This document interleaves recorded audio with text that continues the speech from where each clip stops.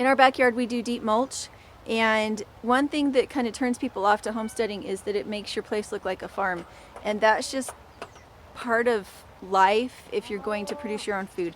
Many times it will be untidy, especially if you have children that you're teaching. You're going to have compost that doesn't make it into the compost bin.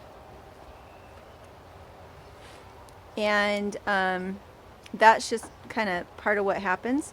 The other thing is that when you have supplies that are seasonal, a lot of times you have to store them somewhere, and not everybody has an enormous shed to put it in. So if you want to, if you want something beautiful, there are moments of beauty in homesteading and in making your own food, but it isn't always picture perfect.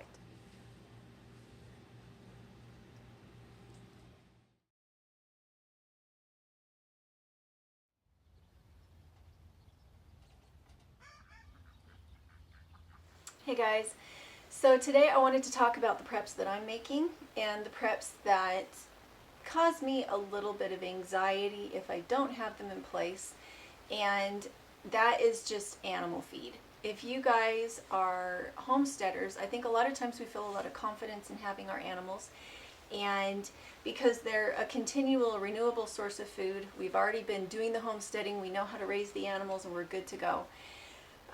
But I would like to put out there that if you don't have feed for your animals, if you're somehow limited in being able to feed your animals, then they're limited in being able to feed you. Depending on the type of animal, my preps range from purchasing everything in the fall to repurchasing every 4 weeks to repurchasing every 3 months. And the reason for that is because some things store better than others. Hay will store for a year in our climate because we have a dry climate, and I can store grain indefinitely because again we have a dry climate. So right now what I'm doing is I'm not going out and I'm not like pulling everything I have in our local feed store out of the shelves. I'm getting enough for maybe 6 weeks, and I've made a larger order from my normal feed delivery lady, and at that point I'm getting probably, I don't know, 6 months worth in advance. And that's not because I'm concerned right now, it's because that's my normal practice. That's what I do all the time, because when you purchase regularly in large amounts, for one thing you get a better price, for another thing it means that you can control the quality, and you have a resource that is going to be there for you during times when maybe there is some scarcity. Relationships make a huge difference when it comes to homesteading. So one thing I would like to point out for those of you who are not homesteading is find your local producers. For us, we have a dairy a mile down the road that has Jersey cows, and they make amazing milk. And so we patronize them when we can. When we're low on goat's milk like we are right now because we still have baby goats, I go and I buy all my milk from them. And the reason is, for one thing, they use glass jars, so I don't have to put plastic into landfill. I don't have to pay for more garbage because I'm filling up my garbage can. And it's local, it's fresh, and when you have a situation like what we have right now, you want your local producers to keep producing, because if for some reason they didn't have supplies coming in on trucks anymore, for not that I think that's going to happen, but the more locally you eat, the more control you have over what is going into your body and what's happening in your local economy. So if I was in a perfect situation, I would go to my local feed mill and I would just grab probably 2 or 3 tons of grain and store it, and that would be enough feed to get me through 18 months. But I'm not panicking, and so I'm not going to do that. I have a few weeks of feed right now because by the time we hit May, we'll have grass. So the goats and the horses will have grazing. The one thing I really need to keep on hand is grain for the chickens, and I really like to have alfalfa pellets for the rabbits. The rabbits, in order to be highly productive, they need to have a lot of good, high quality, well supplemented feed. So that is one thing. A lot of times they say that rabbits are a no-brainer and they're easy and they're cheap, but we have found that in order to keep them in top production, you really have to feed them a certain amount of commercial feed. I think in an emergency it's really, really important to balance out what you have on hand that has a mouth and how much food you have and how much you actually need the food that the animal is going to produce.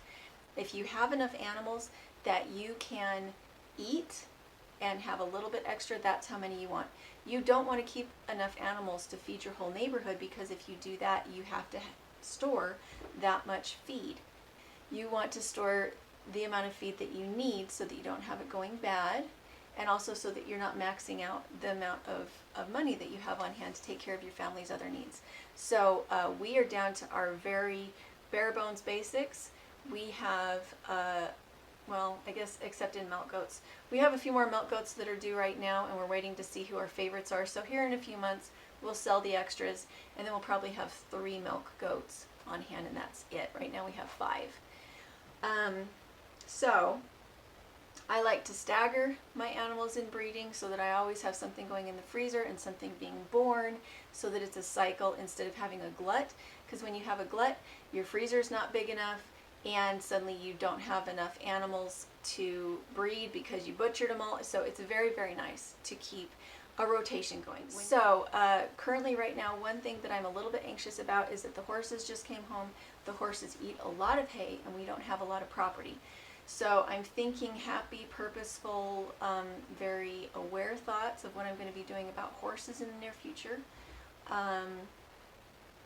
The amount of hay that we bought was enough to see us through until the end of summer, because we will have grass again by May, but we have enough grass for goats. We don't have enough hay, grass for horses.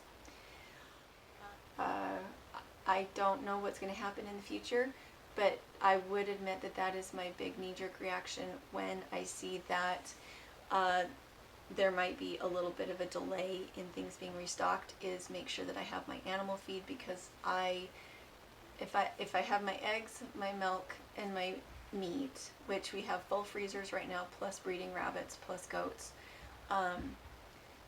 because we have all that, I'm not concerned for the immediate future, but I do need to be able to get quality feed into my animals if I want them to stay healthy and be able to continue to produce meat.